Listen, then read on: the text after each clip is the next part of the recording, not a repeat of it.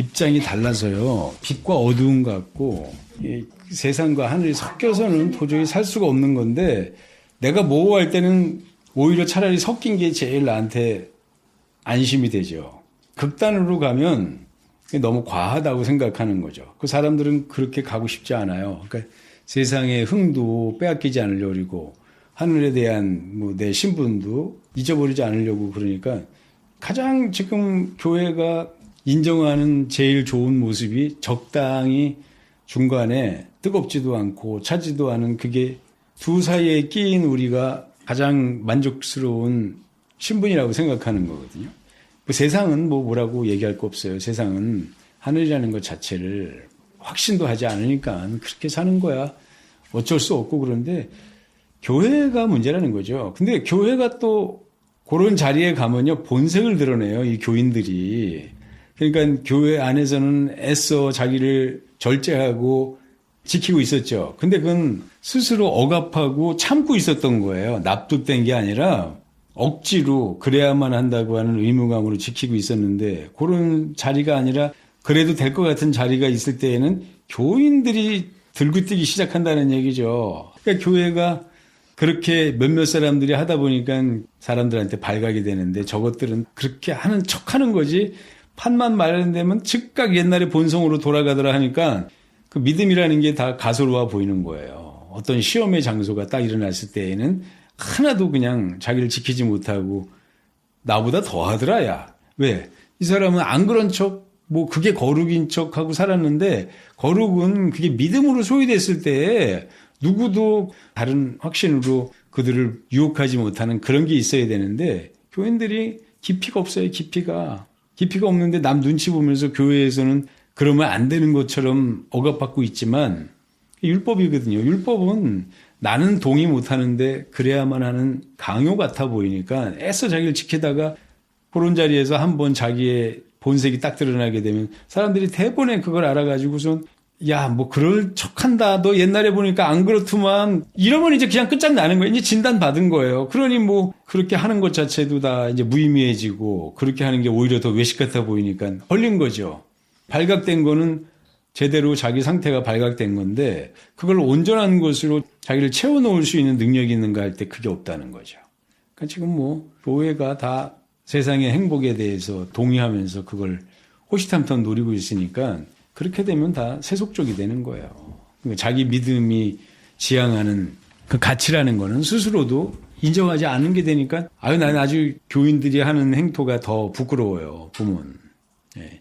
이게요. 종교적인 확신으로 하는 거는 그 외식은 내 본능 앞에서 지켜내지를 못하는 거예요. 그러니까 그런 장이 딱 펼쳐지면 지키려고 하는 나와 뛰어나가려고 하는 내가 있을 때 그거 못 막는다고요. 그걸 뛰어나가죠. 그런 것들이 다 주변에서 사람들한테 발각이 되는 거예요. 너 믿음인 척 하더니 하나도 믿음 아니네 하고선 끝장나는 거죠, 이제. 그렇게 되면. 그렇죠. 발각되면 부끄러워지는 거예요. 그 이제까지 뭐 자기를 지켜왔던 모든 게 그런 거 아니라고 드러나니까 결론이 나는 거죠. 그 세상을 이긴 능력이 믿음이라고 하는 가치로 존재하지 않죠. 그러니까 믿음이 아니면 자기 본능을 무엇이 절제시키겠어요. 절제하는 게 아니라 더 좋은 생명의 길을 선택하는 거거든요. 그렇게 생각하지 않는 거죠. 억지로 참고 있는 거예요, 오늘. 이제 사람의 길이요, 좁고 협잡한 길이 돼요. 이게 가만히 그 상태에 있는 게 아니야. 인생을 살다 보면요. 이 간격이 어차피 목표를 다른 데 보고 있기 때문에 오늘 이만큼의 간격이었으면 1년이 지난 다음에 그 간격은 넓어지는 게 정상이에요. 점점 세상과는 섞일 수 없는 고독한 나의 확신이 있는 거예요. 다른 사람들은 안 따라 나서는데 나는 이 길을 가야만 하는 숙명이 있는 거죠. 숙명이라는 거는 내 생명이 그래야만 하는 나를 설득하는 확신이에요. 그게 깊어져요. 그러니까 세상과 믿음 있는 사람의 여정과는 점점 간격이 벌어져야 돼요. 이게 똑같으면 적당히 편승해서 어느 때 갈팡질팡하면서 그냥 중간선을 유지하고 있는 거죠. 그 하나님이 볼 때는 그거 차지도 않고 뜨겁지도 않은 중용이라는 거거든요. 뭐 세상은 중용을 미덕이라는데 믿음에서는 중용은 재앙이에요. 적당히 섞여서 적당선을 내가 기준으로 잡는다는 거는 진리 아닌 게 섞이면 즉각 종교가 되는 거예요. 종교는 우리 생명을 덮치기 시작해요. 우리에게 이러한 확신들이 장착돼 있어야 돼요. 그러니까 거룩한 길을 가는 사람들은 점점 거룩함이 깊어져서 세상과는 자꾸 거리가 벌어지는, 자기도 뭐 그렇게 원하는 게 아니라 그 길을 감으로 초래되는 그 환경을 피해갈 수가 없어요. 우리도 이제 그러잖아요. 세상에 있는 친구들을 예전에 시작할 때에는 그래도 왕래가 있었는데, 나 지금 친구 못 본 지 한 25년 됐어요. 얼굴 한 번 못 봤어요, 내 친구 얼굴들을. 그런데 그게 당연한 나의 모습이어야 되고 그렇게 살았어야 되는 거죠. 근데 오늘 남들이 볼 때는 무심하지, 그렇게 가까웠던 친구들인데 한번 볼 이유도 없고 보고 싶지도 않고 봐봐야 뻔한 거죠. 그렇게 내 시간을 할애하고 싶은 생각이 없는 거죠. 그게 생명이라고 생각되어지니까 부질없는 거예요. 만나봐야 뭐 그런 것도 아니고, 그러니까 의미가 없는 거예요. 그러니까 이게 당연한 길을 걸어가는 자들의 환경이에요. 그게 무슨 세상에서 아득하게 멀어지는 것도 아니고 분리가 되는 거예요. 분리가 되는 거를 피해갈 수는 없어요. 내가 이 길을 차라리 포기하지 않으면 그 사람들이 이 짝으로 옮겨주진 않으니까 그러는 거죠. 우리가 하나님과 귀신을 섬긴다는 것도 같거든요. 어느 확신 안에 네가 서 있느냐 하는 거거든요. 어떠한 가치관 위에 서 있느냐 하는 거니까 그걸 우리는 믿음이라고 불러요. 그건 나와 존재하시는 하나님과의 영원한 약속이다 하니까 그게 우리 확신이고, 세상이 확신하는, 자기가 의지하는 종교적 가치 위에 서라 하는 건데, 그거는 세상과 타협한 가치이기 때문에 일생에서 우리가 해야 된다고 하는 사명이 뭐냐 할 때, 세상과 섞여 있는 내 가치관을 순수하게 구분해낼 것이다 하는 거죠. 그게 성장이라는 거예요. 내 믿음 앞에 아주 정확해질 때, 그리고 강력해질 때 나를 위한 내 확신의 최고의 그 결론이 나는 거니까 그건 피해갈 수가 없어요. 생명이 사라질수록 내 자신은 점점 내가 걸어야 될 마땅한 길을 찾아서 글로 달려간 내 역사의 흔적이 남아 있어야 되고, 세상은 세상을 향해 달려간 자의 역사가 남아 있어야 되는데, 그런 가치관에 괴리가 있는 사람들이 부딪혔을 때는 괴로워요. 나도 아주 세상 친구 애들 뭐 그래봐야 한 녀석 2번 만난 것 같은데 아주 씁쓸하죠.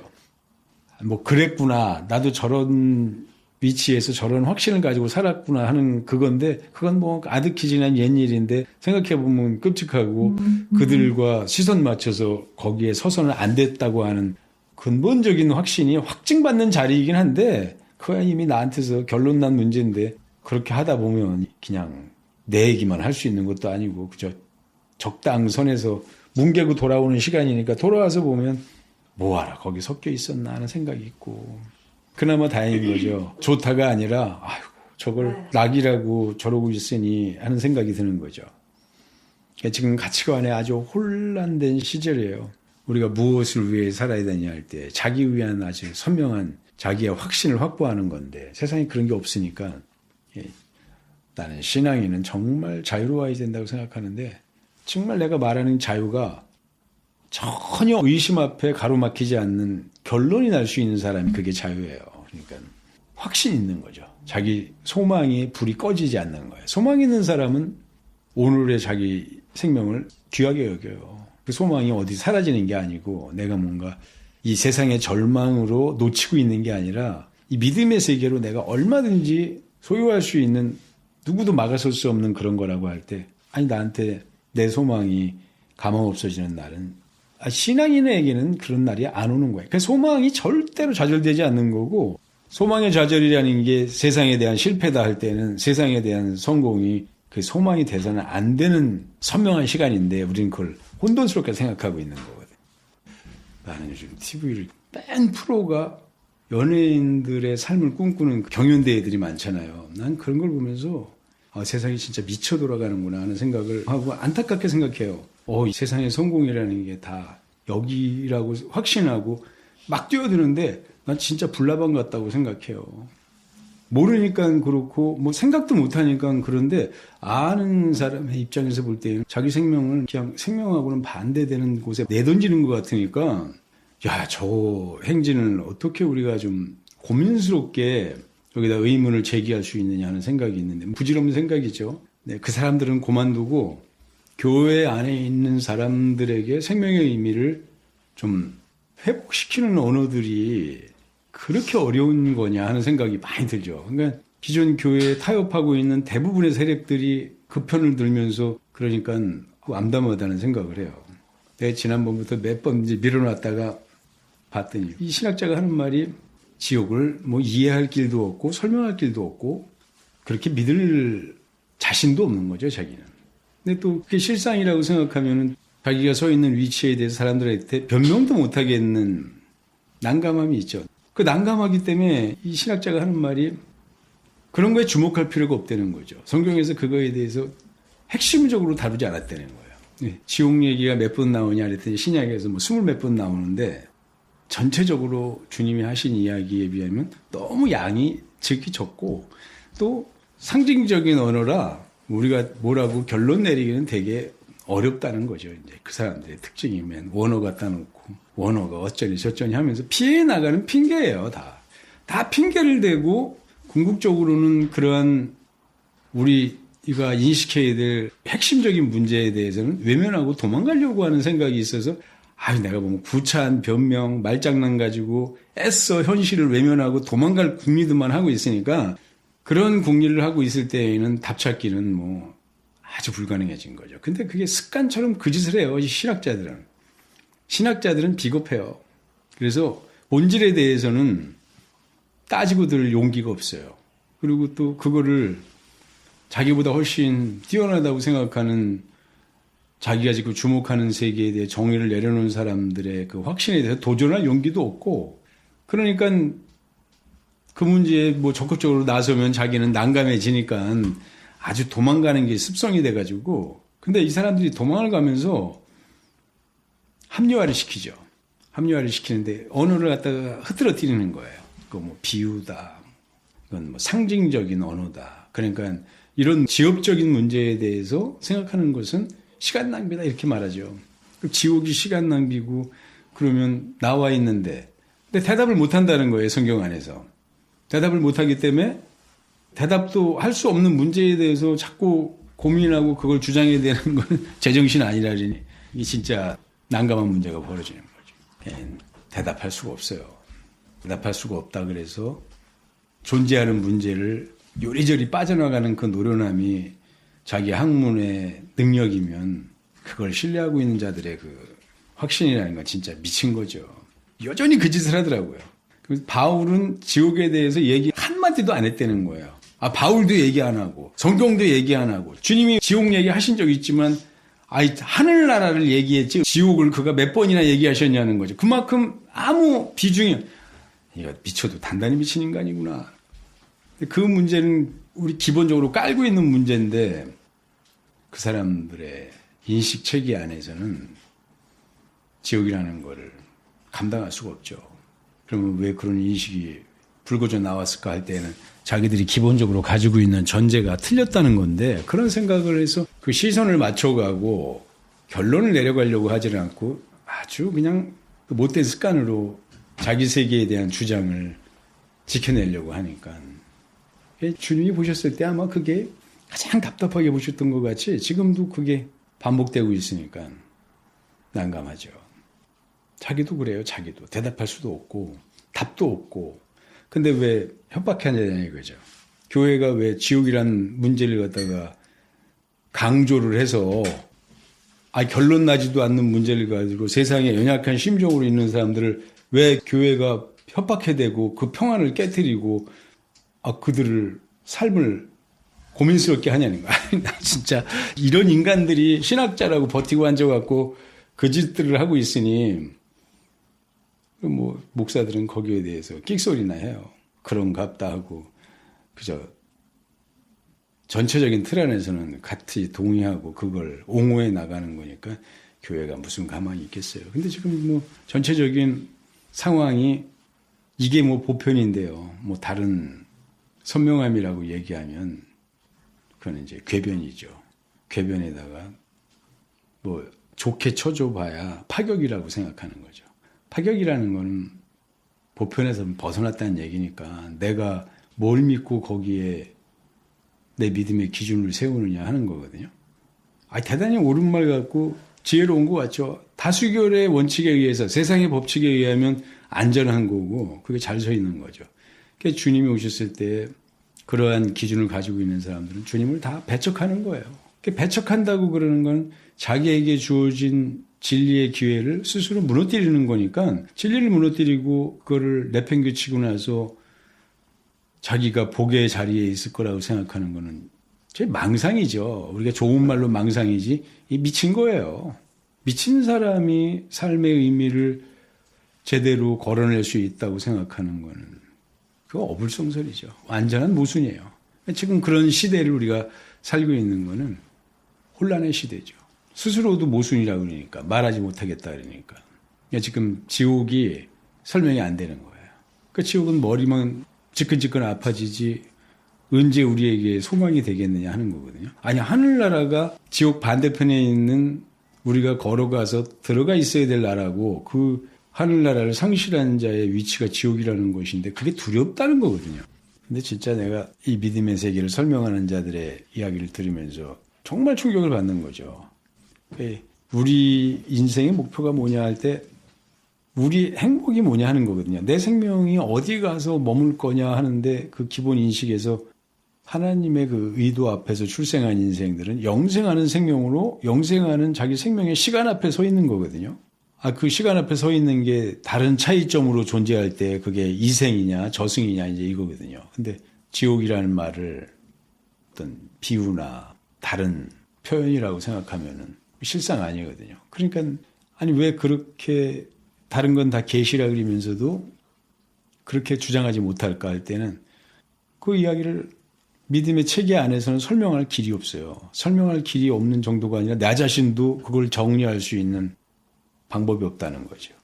그 지옥에 대한 인식은 엄두도 못 내고 있어요. 그러니까 순간적으로 만약에 지옥을 실제라고 그대로의 문자 그대로 받아들이면 대번에 하나님에 대한 의문이 파고들거든요. 그 세상을 지으신 이의 의도가 의심받게 돼 있어요. 그러면 무너지는 거죠. 그 비난을 어떻게 보면 그 모순을 해결 못하면 이제까지 믿어왔던 것도 다 잊어버린다고 생각하니까 그걸 다 인정해 준다고 치자고요. 그러면 궁극적으로 진리냐 할 때 확신이 없어지는 거죠. 그러니까 신학자들은 그거에 대한 대안을 가지고 있어야 돼요. 자기 존재도 거기 서 있는 그 이상한 모습에 대해서 납득할 수 있는 체계를 가지고 있어야 되는데 그러니까 철학적 의미라고 결론 내린 거죠. 철학적 의미라고 하는데 여기 문자적 의미와 부딪혔을 때는 이건 비유다 하는 거예요. 그 다음에 그거에 대한 어떤 인간을 설득하는 표현이다 하고 얘기하니까 왜 그런 표현을 할까? 대답 못 한다는 거예요. 자기들도 그래요. 자기들도. 이거는 죽었다 깨나도 대답이 안 되는데 우리에게는 치명타를 입을 수 있는 문제니까 문제라고 얘기하지도 말자. 그렇게 고민하지도 말고 그런 것을 가지고 사람들이 의문이 있다고 생각할 수 있는 여지마저도 우리가 해결을 해놓자 하다 보니까 그건 실제 아니라고 얘기하는 거거든요. 그럼 우리가 마주서서 지나간 이 진리의 시간에 대하여 궁극적으로 마주칠 우리가 정말 궁극의 어떤 행복 앞에 서 있느냐 하는 문제니까 그것도 해결 안 하면 또 안 되거든요. 이 사람이 맨날 한다는 소리가 신학자들이 다 아우구스티누스의 확신은 그게 아니라는 거예요. 말장난을 가지고선 도망가는 수밖에 없죠. 왜? 자기들의 철학적 능숙함, 신학의 능숙함 가지고 오늘 자기 합리화를 해야 되는데 믿어야 되는 합리화를 해야지 믿어야 되는 설득을 납득을 그 믿음의 과정을 자기가 극복해야 되는 거지 요리조리 피해가면서 변명하며 자기 약점을 감추고 표 안 나게 있는다 그래서 자기 안에 들끓고 있는 자기 의문에 대해서는 하나도 확신 없어요. 그러니까 믿음으로 못 나가는 거예요. 그럴 것이다. 이 사람이 하는 말이 전부 그럴 것이다. 내 생각에는 이건 보편은 아니, 자기도 자신이 없어서 그 얘기를 못 하는 거예요. 누구 끌어낼 것도 없어. 근데 이미 확보하고 있는 아우구스티누스나 이런 사람들의 개념이 이게 안 맞아요. 안 맞는 정도가 아니라 하나님이 모든 이 비극의 원흉이라고 아주 정확하게 드러나죠. 그러니까 그런 문제가 있는 거예요. 존재하고 있는 거죠. 그러니까 신학의 체계 안에는 신학의 체계라고 우리가 얘기하지만 신앙의 체계 안에 이미 그런 위협이 도사리고 있는 거죠. 도저히 믿음이라고 주장할 수 없는, 그러니까 하나님의 확신이라고 주장할 수 없는 난점이 있는 거예요. 이 난점이 현실이에요. 교회가 마주치고 있는 현실인데, 그러면 하나님의 확신이 틀렸느냐 할 때, 그럴 수는 없다고 생각하죠. 자기들도. 그러니까 그걸 비유니, 은유니, 시적 언어니 뭐라고 변명해야 되는 거죠. 존재하고 있는 개념에 대해서 간과하고 넘어갈 수는 없는 거거든요. 근데 이걸 만족시킬 수 있을 만큼의 설득이 없어요. 그 논리적 근거가 없다는 얘기예요. 그 왜 그럴까? 이건 하나님의 확신이니까 얼마든지 우리가 납득할 수 있는 논고가 있어야 돼요. 그래서 우리가 변명도 못하고 다른 핑계대고 빠져나가지 못하는 확신이 있어야 되는데, 이게 대답이 없다는 건 우리 시선이 틀렸다고 이 사람들이 생각 안 하는 거죠. 그러면 뭐 지금 서 있는 기초부터 다 무너지는 거니까 형상할 수 없는 건데, 그래도 그게 현실이에요. 그러면 지금까지 우리가 발부둥쳤던 그게 놓치고 있는 건 뭐였고, 그래서는 안 되는 현실이 눈앞에 펼쳐진다는 거는 있을 수 없는 모순이거든요. 모순은 진리가 아니에요. 근데 진리가 모순처럼 확신됐다는 거는 여기 왜곡이 끼어들었다는 얘기, 이건 너무나 논리적으로 우리가 확신할 수 있는 구조인데 적당선에서 이걸 얼버무리려고 그러는 거죠. 그러니까 진리도 아니고 비유도 아닌 모호한, 그러나 그게 가장 우리가 할 수 있는 최선이다, 이렇게 말하는 거예요. 어차피 해결 안 될 건데 왜 그 짓을 하냐 이거죠. 그러면서 왜 우리 체계를 뒤흔드냐는 얘기예요. 그 얘기를 하는데 내 속으로 알고 있는 이야기인데 어떻게 저런 인간이 저런 뻔뻔한 언어를 사람들에게 최고의 기회를 제공하는 것 마냥 그렇게 흩뿌린다 이거지. 그러니까 또 호응하는 인간들이 그렇게 들고 일어나요. 그러니까 우리를 모호하게 하는 체계로 계속 우리 자신이 진실에 다가가는 길을 가로막고 있다는 얘기죠. 이게 악의 실체예요. 실제는. 진리를 모호하게 하는 것이 악이 쓸 수 있는, 진리가 존재하는 세상에서 그걸 지워버리는 최고의 방법이더라 이거죠. 섞어 넣어가지고 모호함이라고 하는 것이 되게 하고, 그 모호함 속에서 이거는 다르게 받아들여야 되는 궁극의 개념이 있다고 생각해요. 그가 하신 말씀이 그대로의 표면적 진실이 아니고 이건 뭔가 다른 의미가 숨어 있다는 거죠. 그 다른 의미가 뭐냐 할 때 그 종교적 확신밖에 더 가요. 그 종교적 확신이 되는 순간 이건 하나님의 계시가 아닌 게 되는 거고, 성경은 진실을 발견하는 자리가 아니라 의미를 발견하는 자라는 거죠. 근데 진실을 발견하는 의미가 아니라 여기 섞여져 있는 혼란을 이해할 수 있는 그걸 발견하는 거라고 생각하니까 스스로 모순을 확신할 수 있는 체계로 가는 것이 중간 단계가 종교다 하는 거죠.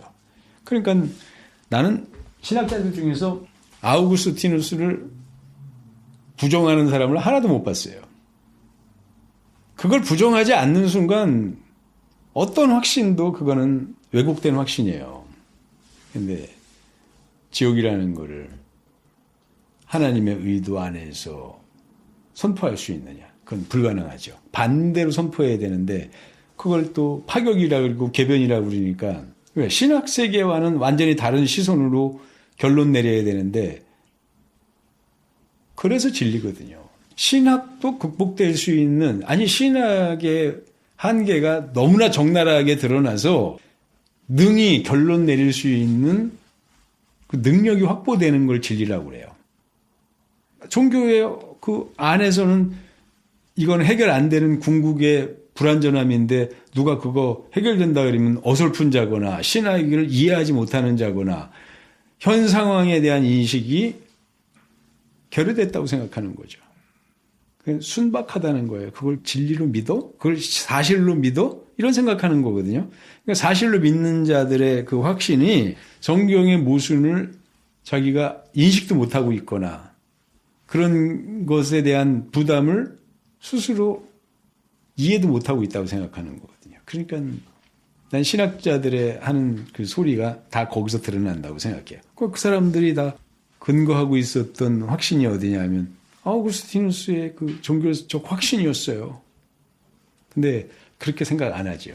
이걸 무슨 절대적 진리에 대한 움직일 수 없는 기준이라고 생각하니까 우린 처음부터 그러니까 완전히 생명의 길을 찾을 수 없는 모호성을 이게 생명처럼 받아들인 거예요.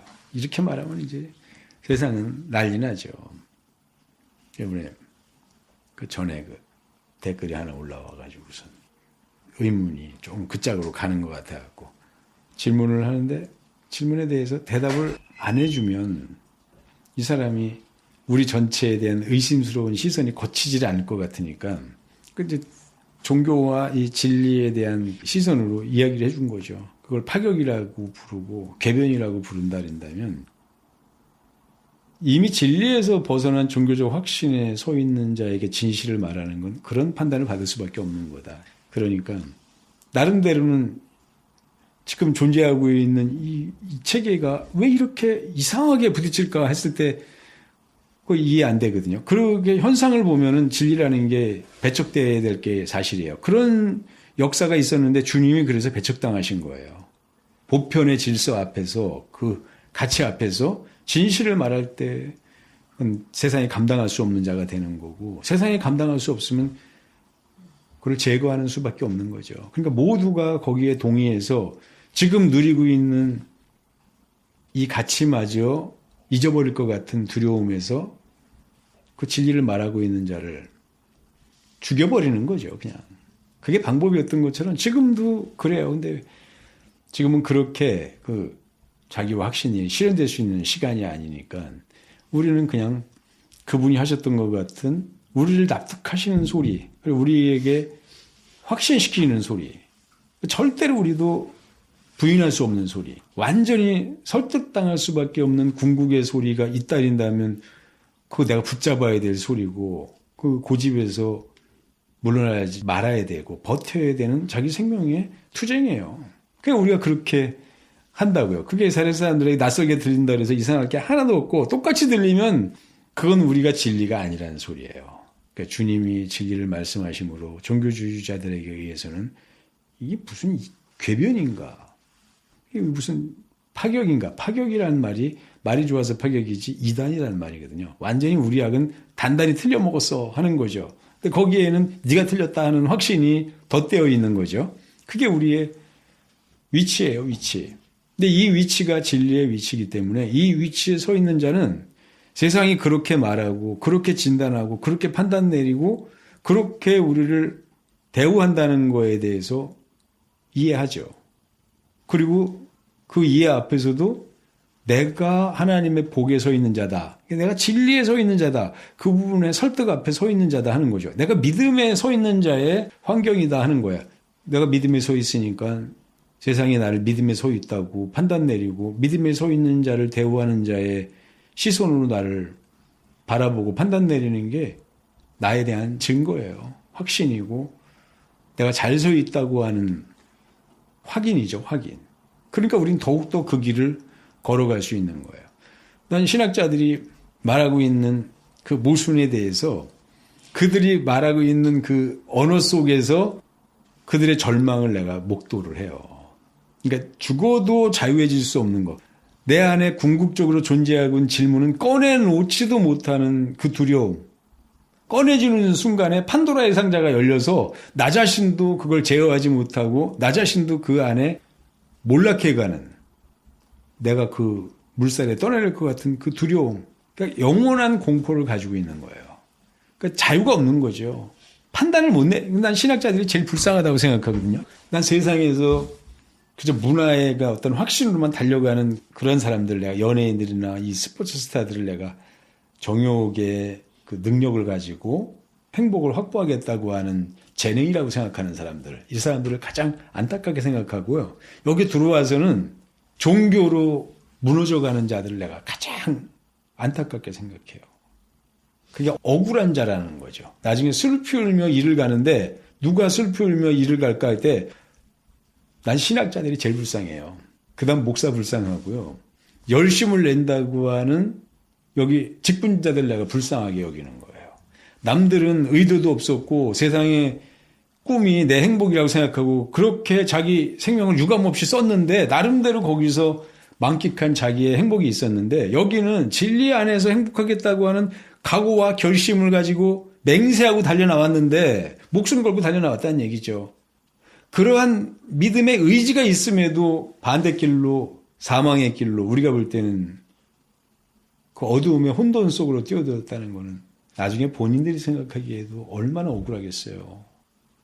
나는 진실로 진리를 발견하고 싶었는데 진리를 발견할 수가 없는 체계 속에 내가 겁도 없이 뛰어들었다는 걸 생각하면 절망이죠. 내가 오히려 여기 들어옴으로 내 인생이 더 절망으로 떠내려갔다고 하는 확신이 들어온다면 이거는 공포예요. 근데 다 그래요. 보면. 그러니까 또 그것도 나름대로는 의기양양해요. 신학자들이 제일 의기양양해요. 거드름을 피워요. 자기는 모든 것에 대한 준비가 된 것 마냥 거기에 대해서 결론이 난 것 마냥 해답을 찾고 있는 것 마냥인데 예수 그리스도가 답이 아니야. 이들은 자기가 납득하는 세상 구조 그것에 대한 이해 여기서 그거 결국은 철학이에요. 철학을 간과한 신앙이라는 건 그건 종교예요. 철학이거나 종교로 다 떠내려갔다는 거예요. 진리를 벗어난 자들이 각각 자기 확신으로 가서 서 있는 곳이 철학이거나 종교예요. 그런 고민조차도 그들에게 영향을 못 미쳤을 때 그냥 세상의 정욕 앞에 나가 서 있는 거죠. 나 오늘 이렇게 나 자신이 추구하는 문화적 욕구가 나에게 충족돼 있어. 내가 행복한 거 아니야? 하는 거죠. 그 세상은 그걸 황보이라 그러지만 하나님은 너 그거 멸망한다. 어두움을 향하여 너 몰락해 가는 거야. 사망이 너 앞에 입을 벌리고 있다 하는데 뭐 기똥으로 다 들리겠어요. 그러나 진리하는 사람들에게는 자기 생명이 오늘 분별이 되고 자기의 의미가 분별이 되고 결국 궁극적으로 하나님이 약속하신 자기의 가치가 분별이 되니까 그걸 복으로 발견하는 거예요. 의심할 수 없는 복이 됐을 때 그건 소망이 되는 거죠. 소망은 사람에게서 뺏어낼 수가 없어요. 그러니까 믿음이 되는 거예요. 목숨을 건 자기의 고집이 되는 거죠. 선택이 되는 거고 그걸 고수하겠다고 하는 각오가 됐으니까 그걸 우리가 믿음이라고 불러요. 그런 믿음이 완성된 자들을 세상은 세상의 능력으로 유혹할 수가 없는 거죠. 그러니까 진리가 우리를 지킨다고 하는 말이 의를 하나님이 우리에게 약속하시고 그것이 실제로 낱낱이 이러한 의미라고 우리에게 설명하셨다는 얘기죠. 그게 우리의 지식이 되는 거예요. 지식이 됐다 할 때는 그게 우리가 알고 있는 우리 소망의 아주 그 실체가 됐다는 얘기니까 이 믿음은 누구도 좌절시키지 못하는 거죠. 그러니까 우리의 꿈과 소망이 되고 궁극에 하나님이 약속하신 나라에 대한 확신이 되는 거죠. 그의 나라와 그의 의가 이 세상의 어떤 가치보다도 우리에게 약속되어 있는 실체다 하는 것을 알았을 때 이 땅을 견디고 있지만 자기가 서 있는 위치가 의심할 바 없는 복의 그 길이라는 걸 알고 여기서 기뻐하고 즐거워하는 거예요. 그리고 자유한 거예요. 어떠한 것에도 유혹받지 않는 자기, 거기에 안심하는 거죠. 그게 자유, 평안이 오는 거예요. 혼돈이 들어와서 이걸 할까 저걸 할까 하는 조급함으로 내가 갈팡질팡하며 이거 했다 저거 했다 왔다 갔다 하느라고 정신없는 자들이 그게 나중에 가서 슬피 울며 이를 가는 자기 스스로가 확신되지 않아서 갈팡질팡했던 자기 생명의 반복이었다는 걸 알면 누구는 하나님의 의를 알고 거침없이 자기 인생을 거기에 목숨 걸고 다해 달려갔다는 것이 그게 궁극의 소망이었다고 생각하고 자기의 자기 행복을 위한 그 갈망 자체가 이게 내가 생명을 뒤돌아서서 세상을 향하여 달려나갔던 나의 과오라고 생각한다면 그때 우리의 느낌이 어떻겠냐는 거죠. 나는 목회자의 심정에서 바라봤을 때 내가 행복하다는 거죠. 목회자들은 뭔가 어느 쪽엔가는 이 진리의 세계 안에 내 모든 생명의 가치를 중심 맞춰야 되겠다고 하는 결론이 삶의 어느 순간에는 한 번쯤은 났었다는 얘기거든요. 근데 그게 일생 살면서 거기 서 있었던 내 모습이 맞다는 확신으로 하루하루를 견뎌왔다는 것에서 다행스럽게 생각하는데 그게 의에 도달했다는 거에서 나는 내가 진짜 복을 움켜잡았다는 생각을 하는 거고 그 하나님이 제시하신 그 복이 완벽하게 하나님의 확신이었다는 걸 발견하는 거죠. 그러니까 그 가치를 가지고 내 생명을 영위해 나가야 되는데 오늘까지 달려온 내가 뒤돌아본 나의 삶의 여정을 봤을 때 너무 내가 기특하게 서 있었다고 하는 결론을 내리고 앞으로도 이 위치에서 달려가야 되겠다는 확신을 오늘 내릴 수 있다는 거죠. 그러니까 나만큼 행복한 사람이 진짜 없다는 생각이 들죠. 남들은 뭐 세상에서 세상의 기준을 가지고 그걸 행복이라고 자랑하는 자를 오만하고 뭐 교만한 자라고 얘기할지 모르지만 진리가 어떤 의미로 세상 사람들에게 비춰지더라도 나에게는 나를 향한 하나님의 최고의 의미였다고 생각한다면 자기 생명의 시간들이 기쁘게 생각되는 거죠. 그런 결론들을 교회가 내려줘야 되는데 이런 결론들을 하나도 극복 못한 채 모호함 속에 가다 두니까 우리 믿음이 모호해지고요. 우리 믿음이 확신을 못 얻는 거예요. 그러니까 자신이 없죠.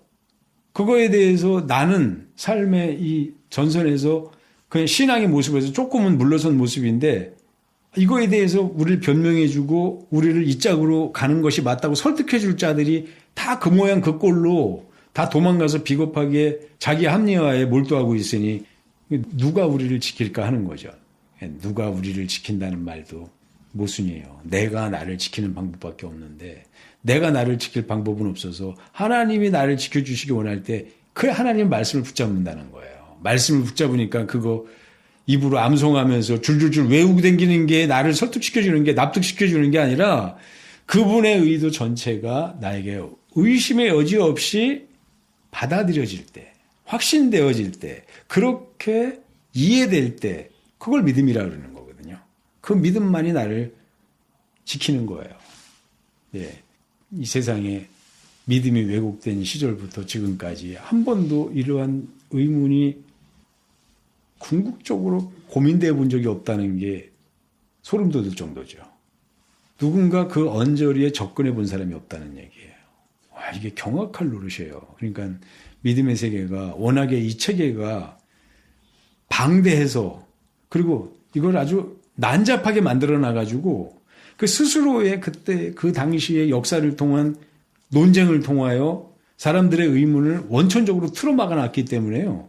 그런 논쟁은 부질없다고 결론을 내려놨기 때문에 또 역사에서는 그렇게 끝까지 의심하며 자기 의문을 포기하지 못했던 자들을 잔인하게 이단이라고 결정 내려서 그들을 세상에서 아주 몰아붙였던 역사가 있기 때문에 세상 사람들이 그 길을 가지를 않아요.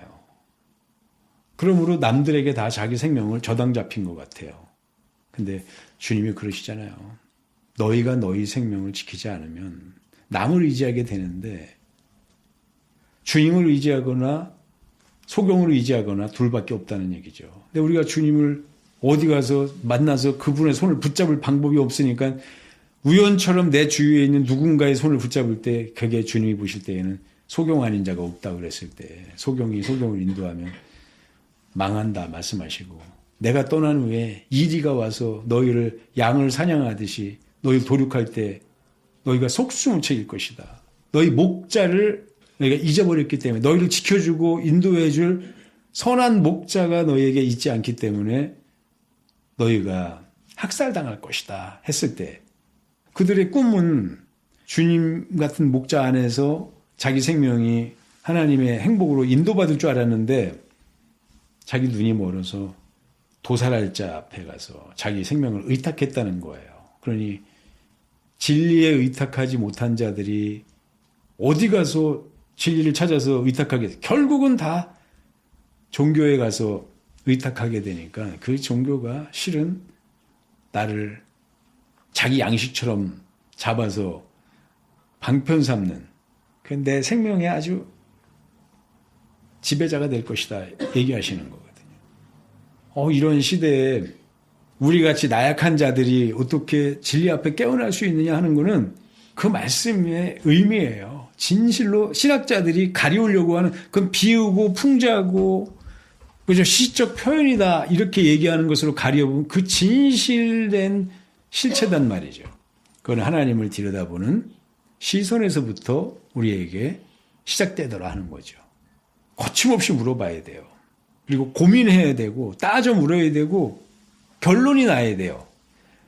하나님을 찾으려고 하나님에 대하여 물어보는 것이 결국은 우리에게 하나님을 만날 수 있는 시간을 보장하는 거거든요. 이 투쟁을 절대 멈추지 말아야 돼요. 우리는 뭐 하나님을 아는 것은 괜히 내가 잘못 도전했다가는 내가 스스로가 오판하게 되는 근거로 나가는 게 아니라 이건 진리 앞에 나가는 거기 때문에 절대 두려워하지 말아야 돼요.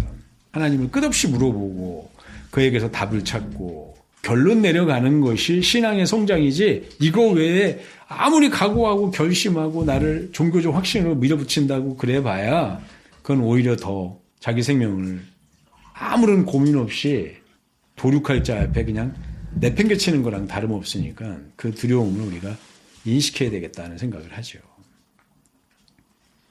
이번에도 내 총에 올라온 사진을 봤더니 초췌하게 짝이 없고 내가 보기엔 거기서 이 시대에 서 있는 우리의 고민이 한 번도 제시된 적도 없고 그런 것이 있다는 고백조차도 귀찮게 들리고 다 알만한 사람들이 왜 이래 하는 체념 섞인 절망의 그냥 어떤 확신들만 거기 지배했던 것 같으니까 안 간 게 너무 잘한 것 같은 생각이 들더라고요. 모인 면면들을 봤더니 한심하더라고요. 한심해. 근데 한심한 줄 모르고 있으니까 문제죠. 우리가 얼마만한 시대적 그 기회 앞에 서 있는가 하는 거는 생각도 못 하는 거예요. 그런 게 어디 있겠냐는 거죠. 수천 년을 살아온 우리들이 봤을 때 그 인생의 부침들, 이 세상의 부귀 영광 가지고도 안 됐는데 뭘 갖고 그게 되느냐는 거죠. 그러니까 안 된 거라는 생각은 안 하는 거죠. 그 뭐가 틀렸는데 할 때 뭐가 틀렸는데 하는 그 의문이 너무나 실체처럼 드러나는 그 자리에 가본 사람이 하나도 없다는 얘기예요. 심각하죠. 이런 고민의 위치에 가본 목사를 본 적이 없어요. 아니, 그게 대단히 어려운 무슨 학문적 성취가 있어야 되는 문제가 아니라 근본적으로 하나님 우리를 만드셨을 때 이 만든 구조가, 만든 의미가 우리에게 납득이 돼야 된다. 그 납득이 되는 최고의 실체가 뭐냐? 지옥이에요, 지옥. 지옥 왜 만드셨냐는 거죠. 지옥도 의여야 돼요. 마지막 의의 장소가 지옥이어야 되는 거죠. 의 아니고는 하나님이 모든 의미를 부여하신 창조에 다른 가치가 없으니까요. 주님이 오신 것도 그 의 때문에 오신 거고 그 의는 창조의 역사를 통하여 진행되는 인간의 여정 가운데 그분이 하실 일이 있어서 오신 거거든요.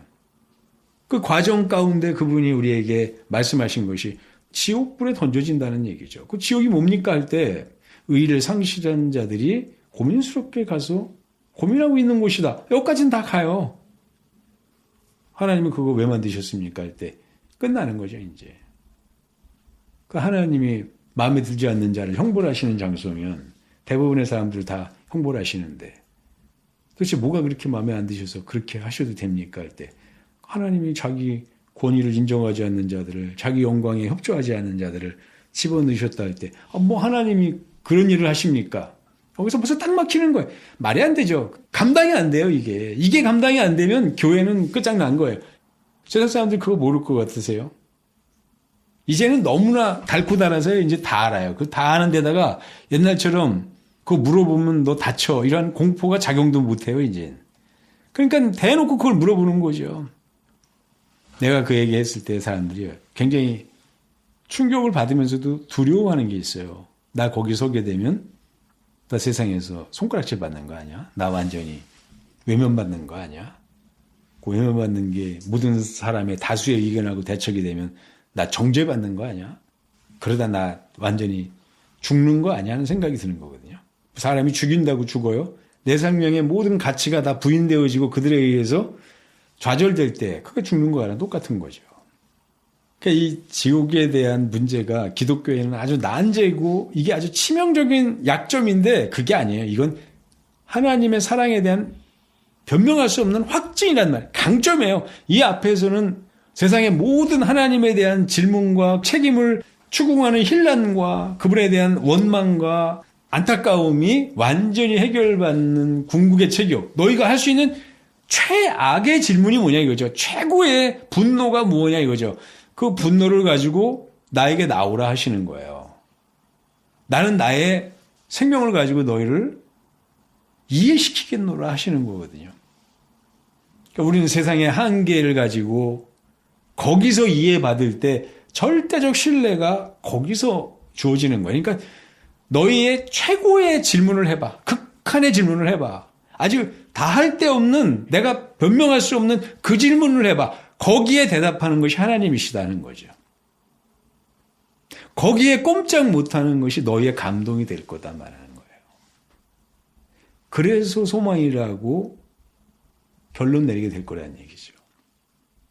그 어떤 것도 우리를 의심스럽게 유혹하지 못할 거라고 하는 하나님의 확신, 그거 자유예요. 절대로 너희가 유혹받지 않을 것이다. 너희의 소망이 절대로 흔들리지 않을 것이다 하는 거죠. 근데 그게 실제야. 그만큼의 확신이 섞인 하나님의 약속이다 하니까 그건 누구도 부인할 수 없는 하나님의 약속이었다 하는데 그게 사랑이야. 그러니까 누구도 하나님의 사랑에서 우리를 실패하게 할 자가 없다는 거죠. 그러면 우리는 영원한 행복을 보장받은 거예요. 그래서 우리가 하나님의 자녀구나. 영원한 하나님의 행복을 소유한 자의 그 권리가 뭐냐? 하나님의 자녀의 권세가 있더라 이 말이죠. 그래서 너희가 하나님의 자녀야. 왜 우리를 자녀라 하니까 하나님의 자녀의 권세를 소유했기 때문에 너보고 하나님의 자녀라 하려는 거다. 그 권세는 뭐냐? 하나님이 우리에게 주시고자 하는 궁극의 복을 너 소유한 거야. 그러니까 너는 행복할 수밖에 없어. 그 복을 꿈꿀 수밖에 없어 하는 거죠. 너희는 영화로울 것이다. 우리가 뭔 능력으로 영원하십니까? 하나님의 신분이 드러날 것이야. 그때 너희에게 체험될 것이고 영원히 넌 하나님의 자녀로서 영생하는 자의 생명을 살 것이다 하는 거죠. 그 실패한 자들이 지옥을 거쳐서 고민스럽게 결론 나게 되는 결론. 누구나 다 그 궁극의 질문 앞에 통과해야만 너희 믿음이 결론 날 것이다 하는 거죠. 그러니까 왜 하나님이 지옥을 만드셨습니까? 할 때 흔들리는 너희의 마음이 완전히 결론 날 수 있는 궁극의 위치가 어디냐? 그게 지옥이단 말이에요. 자신 있는 하나님의 약점이라고 너희가 생각하는 최고로 절망적인 질문을 하나님께 던져보라 이거죠. 그 절망이 질문이 뭡니까? 할 때 그게 실제로 존재하는 것이 지옥이에요. 나 여기 있습니다 할 때 나에 대해서 설명해 보세요죠. 나와 여기 있어야 됩니까? 하는 거죠. 왜 이걸 만드셨습니까? 하는 거죠. 이건 하나님에 대한 절대적 도전이거든요. 원망이죠. 자기 생명에 대한 애통함이에요. 그게 내 사랑이었다 하는 거예요. 여기 지금 내가 포기하지 못하는 너희 위치와 나의 위치가 있지 않냐. 이 극한의 대립이 있지 않느냐. 그런데도 나는 물러설 수 없는 나의 기대가 있지 않느냐 할 때 그 뭡니까? 그러는 거죠. 그 당신 위해서 우리가 이 고생을 하는 거, 너 위해서 그래 한 거다 할 때 여기서 우리가 다 무너진다는 얘기예요. 이게 사랑이라고 확증 안 될 자가 없는 거죠. 주님은 그 위치를 고수하기 위하여 다 내어놓고 거기 나오신 거죠. 그러니까 하나님의 사랑은 우리를 안위하시는 거예요. 절대적으로 우리에게 궁극의 평안을 가지고 오는 거예요. 우리가 왜 평안하느냐? 이 세상에 이렇게 거치고 절망적이고 오늘 좌절하고 실망하고 내일도 공포 속에 우리가 두려워하고 있는데 무엇이 우리에게 평안이 있습니까? 하는 거죠. 그게 하나님의 사랑이더라 하는 거죠. 절대자의 사랑. 그건 궁극의 평안이에요. 그건 소망이죠. 그 절대자가 우리에게 그 사랑을 표출하셨을 때 그래서 너희는 내 자녀야 하는 거예요. 완벽한 우리 소망이 아주 그냥 기쁨으로 표현되는 결론. 그게 자유예요. 하나님의 사랑이 우리를 강권하시는 거거든요. 강권이 돼요. 우리는 하나님의 사랑을 발견하게 되면 강제로 자기가 자기를 끌고 가는 거죠. 이건 하나님의 사랑 앞에 버틸 자가 없으니까 강한 권유예요. 그 강한 권유가 강권하심이 강권이 아니라 우리는 그 강력한 소망으로 붙잡는 거죠. 그러니까 하나님의 강권이 뭐냐? 그게 사랑이다. 나 멈출 수 없는 너에 대한 기쁜 기대를 가지고 있다. 그래서 오늘 내가 이 자세로 서 있는 거야. 그게 강권이에요. 하나님이 강권한다는 때 억지로 우리 팔을 비트는 게 아니라 사랑으로 나오신 거예요. 목숨을 건 각오로 나오셨을 때 강권하시는도다 말씀하시는 거예요. 사랑 때문에 나를 강권하시는구나 할 때는 우린 거기서 모든 무릎이 다 꿇어지는 거죠. 무너지는 거죠. 그를 향하여 했었던 모든 불신들, 원망, 불평, 그분의 확신에 대해서 오해하며 도전하며 그를 비난하고 힐난했었던 우리들의 모든 그 거친 마음들이 완전히 납득되는 게 반전이죠. 반전이 이루어지는 거죠. 그러니까 반전이에요. 왜 우리가 하나님을 도전하고 있느냐? 오해했기 때문이에요. 반전이 우리에게 이루어지지 않았기 때문에 완전히 오해하고 있는 거죠. 완전한 오해가 반전으로 완전한 이해가 됐을 때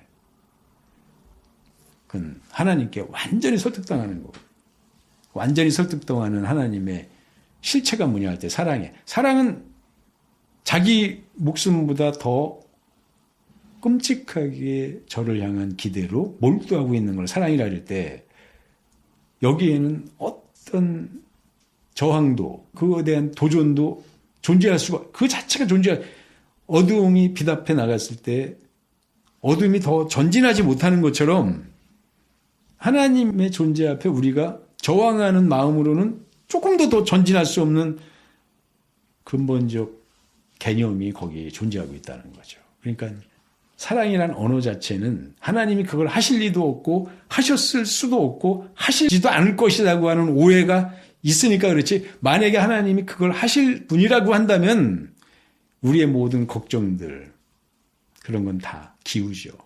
믿지 않아서 내가 스스로 실감하지 못하고 인정하지 못한 절망이에요. 절망 그대로.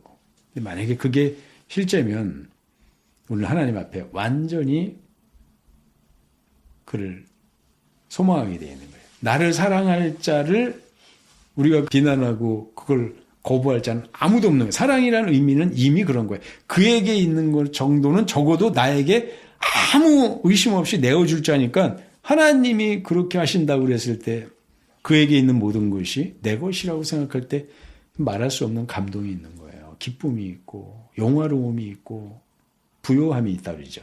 자꾸 사람들이 이번에도 어떤 사람이 나와서 그러는데 부유한 것은 세상에서 가치가 되지만 부요한 것은 그런 개념이 아니라고 그러죠. 이제 그 세상이 이해하려고 하는 그 언어예요. 우리가 이제 편집을 하다 보면 부유와 부요가 이제 다르잖아요. 부유함은 가진 것이 많은 거예요. 그러니까 부요라고 우리는 얘기를 하거든요. 그런데 이게 자꾸 부유라고 나와요. 부요한이라고 하는 언어는 뜻이 없어요, 원래. 부요한이라는 말 자체가 있는 게 아니야. 그러니까 자꾸 그걸 바꾸니까 빨간 글자가 써져. 그러니까 이제 이게 맞춤법에 맞는 거니까 부유라고 쓰죠. 그러니까 맨날 편집을 해서 보내면 부유로 나한테 나와요. 그럼 나는 이제 그걸 바꾸는 거예요, 부요로. 부유함은 가진 것이 많은 것을 부유하다 그러잖아요. 부유한 사람이 되는 게 복이에요. 그런데도 부족해. 이 세상 걸 다 가져도 그 부유함은 채워지질 않아요. 그러니까 부유함은 뭐냐? 결여된 게 없는 거예요. 부족한 게 없는 거야. 빠진 게 없는, 이미 다 가진 것 같은 거예요. 아니, 그런 개념이 어디 있어? 하나님의 자녀에게 주어지는 사랑이라는 건요, 그게 부유한 거예요. 어떤 것도 부족한 게 없어. 그걸 만족이라 그러는 거예요. 부족한 게 없을 때 완전히 그게 만족한 건데, 부유한 거는 가지면 가질수록 내 부족한 게 더 많아. 그런 거예요. 소유하면 소유할수록 못 가진 게 너무 많은 거예요. 이 세상 사람들보다 내가 최고의 가진 게 있다 하더라도 그것마저도 싹싹 끌어서 내가 다 소유하고 싶은 집착이죠, 집착. 이루지 못할 집착은 절망이 되는 거예요. 소망은 부족한 게 없는 것 같은 거예요. 하나님께로부터 우리에게 주어진 의라는 건 진짜 부족한 게 없어요. 근데 우리가 이 의를 갖고 부요할 줄을 몰라요. 의가 부요하질 않아. 부요가 가져다주는 의미를 혼돈스럽게 생각하기 때문이에요. 부요한 자 위에 부유가 있어야만 이게 복이라고, 섞인 행복으로 우리는 그걸 더 나은 행복이라고 생각하는 거죠. 섞이는 순간 우리는 가망이 없게 돼 있어요. 우리는 소망이 다 부질없는 게 되는 거예요. 부요함 외에, 진리 외에, 예수 그리스도 외에 우리를 충만케 하시는 하나님의 충만이라는 건 존재하지 않는 거예요. 근데 우리는 우리의 야망으로 여기 부유함을 손에 쥐어야만 만족하는 자가 되니까 하나님으로, 진리로, 그분의 사랑으로 기뻐할 수가 없는 거죠. 그건 기쁨 같지도 않아. 이 부유함이 지금 나한테 아주 너무 애달픔이고 애통함이고 절망이고 좌절이 되니까 하나님은 그거 기쁨 아니라 그랬고요. 복 아니라 그랬어요. 너 그거 손에 쥐면 점점 더 가난한 자가 된다는 거예요. 부유해지려고 하면 할수록 점점 가난한 자가 되는 거예요. 부유한 자는 달랑 진리밖에 가진 게 없지만 아무것도 부족한 게 없는 거예요. 이게 이해가 안 되는 거예요. 부유라고 하는 개념이 내 안에 남겨진 소망처럼 자리 잡고 있으면요. 부유함 그까짓 거는 실감도 안 되고 내가 지금 누릴 수 있는 실제도 안 된다 생각하는 거죠. 그건 뭐 거기서 줄래는지 말래는지 그렇게 생각하는 거고 당장에 오늘 내 손에 쥐어지는 뭐가 갈망되는 거죠. 이 혼돈이 우리를 지배하고 있어요. 진리로만 있는 거예요. 근데 어떤 자들이 부유해지려고 그러죠. 어떤 자들은 마음에서 거기서 얻어지는 기쁨을 부요라고 그래. 세상 사람들은 그렇게 부르는 거예요. 부유한 자가 아니라 부요한 자가 되라 이 말이죠. 세상은 그런 언어로밖에 표현을 못하는 거예요. 그러니까 철학적으로 가치 있는 너의 그 가치를 소유하라 이 말인 거고 종교적으로라도 누구는 그것이 자기 기쁨의 원천이라고 생각하면 그렇게 되는 거예요. 우리는 진리로 가능하다는 얘기예요. 진리는 그것도 진리라 그래요. 철학도 진리라 그러고 종교도 의라고 하는 말은 쓰지 못하는 거예요. 의로만 진리라고 우리가 확신되어지는 그분의 영원하신 계획, 영원하신 목적, 너를 향한 그분의 사랑의 실제, 여기서 너희가 확신돼야 된다 이 말이죠. 그리고 확신됐을 때 부요한 의가, 영광스러운 영광이 부족함이 없는 하나님 자녀의 실상이 너에게 성취되는 것이다 했을 때 우린 그걸 부유라고 그러는 거예요. 근데 세상에 부족한 게 없다고 그러는 사람이 어디 있어요? 마음의 평화를 얻을 일이다. 비울 일이다. 뭐 하죠? 흉내는 내죠. 그들도 철학적이거나 종교적인 것도 진리를 이해하지 못한 자들이 양심상으로 찾아가려고 하는 몸부림이에요. 그러니까 그들 나름대로 그들의 세계 안에서 자유를 얻어요. 행복을 만끽하죠. 세상을 지나가 영이 서게 되는 날, 영이 소유하게 된 의의 나라에는 상관없는 자가 된다 할 때 의인 줄 알고 세상에 집착하지 않고 달려갔던 모든 자들이 슬피 울며 이를 간다는 거예요. 나 이거 의인 줄 알았습니다. 궁극의 행복인 줄 알았습니다. 나의 길인 줄 알았습니다. 영원한 가치인 줄 알았습니다. 여기가 진리인 줄 알았습니다. 누군 돈이 진리고 누구는 철학이 진리고 누구는 종교가 진리인데 우리는 의가 진리더라 하는 거죠. 그러니까 돈도 세상도 철학도 종교도 의 아니더라 이 말이죠. 하나님의 존재가 또 그 앞에 필연적으로 존재하게 된 우리가 의의 관계 안에서의 실제다 이 말이에요. 그러니까 하나님은 홀로 한 분이신 하나님께서 창조주로서 창조세계에 함께 거하셔야 되는 필연의 이유 앞에 그분의 존재를 드러나셨을 때 그 삼위 하나님이시더라 하는 거죠. 그 삼위 하나님은 사랑을 향하여는 존재하셔야 될 아버지와 아들과 성령 필연의 삼위의 역사를 통하여 의를 진행하신다 할 때 그 사랑을 향하여 각오하신 유일하신 하나님의 삼위의 모습이셨고 그 안에서 그 모습으로만 성취되는 하나님의 영원한 의였다고 했을 때 하나님이 자기 목숨을 걸고 이 의를 각오하셨다는 거예요. 아버지도 자기 아들을 그 생명을 내어줘야 되는 위기를 감수하고 아들도 자기 목숨을 십자가에서 내어놓아야 되는 그 위기를 감수하고 성령도 우리와 동행하셔야 되는 하나님으로서의 위기를 감당하고 우리와 동행하시는 여정이더라 할 때 의의 여정을 향하여는 그가 삼위 하나님으로서 우리 역사 속에 개입하셔서 우리와 함께 의를 향하여 걸으시더라 하는 거죠. 그러니까 우리의 소망에 대하여는 그가 목숨 걸고 개입하시는 거예요. 성취하시는 거고 마침내 우리를 당신의 나라에서 만나기를 원하시는 거죠. 그래서 그의 나라와 의를 구하라 하셨을 때에는 거기서 만나자 해요. 너와 나의 사랑의 그 자리에서 만나자. 너와 내가 다시는 왜곡되지 않은, 오해되지 않은 복의 그 장소에 나의 영화로움 앞에서 만나자 하니까 내 자녀의 신분 앞에서 너 나와 만나야 된다 하는 거고요. 그의 자녀의 나라에서 너 나와 만나야 된다 하는 거죠. 예, 역사 속에 그분의 아들이 오시더니 그분의 아들의 의와 만나고 또 성령이 오시더니 그 아버지와 아들의 의가 우리 안에 소유되어서 우리를 능히 이 세상 속에서도 하나님의 사랑 안에서 걷게 하시더라 하는 확신이 지키는 거예요. 그러니까 모든 세상의 의문들을 이 의 앞에서 봤을 때는 보인다 이거죠. 왜 저러는지. 답을 알지 못했을 때는 죽어도 안 보여요. 이게. 우리가 부질없는 도전을 한다고 생각하는 거죠.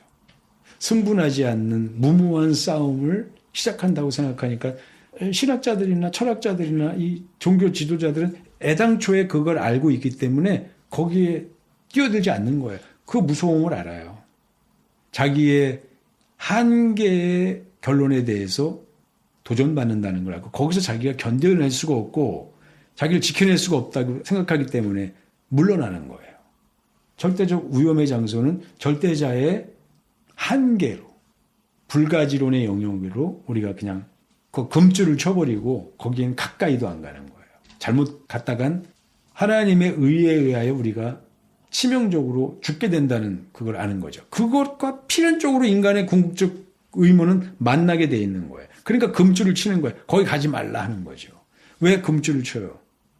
너희가 알지 못하는 너네 눈에 보이지 않는 궁극의 의미에서는 여기 위험이 도사리고 있다 하는 거예요. 아, 눈에 볼 때는 뭐 아무렇지도 않은데 왜 거기 금줄을 치냐? 영적 요소가 거기 개입되어 있다는 얘기거든요. 의의 요소가 너희를 선명하게 하지 않으면 너 여기서 스스로 몰락해 갈 수 있는 위험이 도사리고 있다는 거예요. 너 죽을 수도 있어 하는 거죠. 그게 터부라고 부르는 거거든요. 진리에 접근하려고 하는 자들의 연약함 때문에 넘어설 수 없는 그 한계, 그 터부야. 터부가 있으면 믿음이 안 돼요. 그 우리 한계를 고백하는 거죠. 그러니까 언어적으로나 이런 개념적으로 봤을 때 의를 바라본 사람들은 다 보여요. 그들이 쓰고 있는 언어가 얼마나 고급스러운 언어인지, 얼마나 그 몸부림을 다한 한계의 언어인지 우리는 분별이 되는데 그게 결론이 나더라죠, 우리한테는. 그 얼마나 가소로운 소리같이 우리에게는 들린다 이거죠. 난 철학자들이 쓰는 그 언어들, 난무한 언어들, 그게 교묘한 말장난 아니고는요, 진리를 어른거리는 개념은 거의 없어요.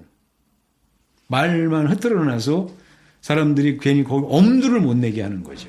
그게 그들의 몫이에요. 철학자들이나 신학자들의 몫은 위험한 지경을 못 들어가게끔 거기 들어가서 넘어가면 좋은데 그런 것은 그들의 판단에는 존재하지 않기 때문에 우리를 지켜준다고 생각하죠. 예. 이런 개념들이 우리에게 통용될 수 있는 개념으로 이해되느냐 이거죠. 모든 그러한 고급스러운 그들의 개념들이 우리에게 와서는 하나님 앞에는 가소로운 오해의 그 개념들일 뿐이지 흩어져 있는 혼란된 자기들 확신일 뿐이지 그게 무슨 진리냐 이거죠. 난 그게 보인다는 게 분별된다. 난 고급 언어를 쓰는 사람 그래서 좋아해요. 고급 언어를 쓰는 사람은 준비된 자들이라는 거고요. 자기의 약점을 고백하는 자들이라고 난 생각하는 거죠. 너 그게 약하구나. 요거야. 대답해 줄 수 있는 거죠. 그들은 아니 무슨 그렇게 준비되지 않은 즉흥적 대답으로 나의 이 오랜 수십 년의 그 투쟁을 대답할 수 있다고 생각하느냐. 진리는 그런 거거든요.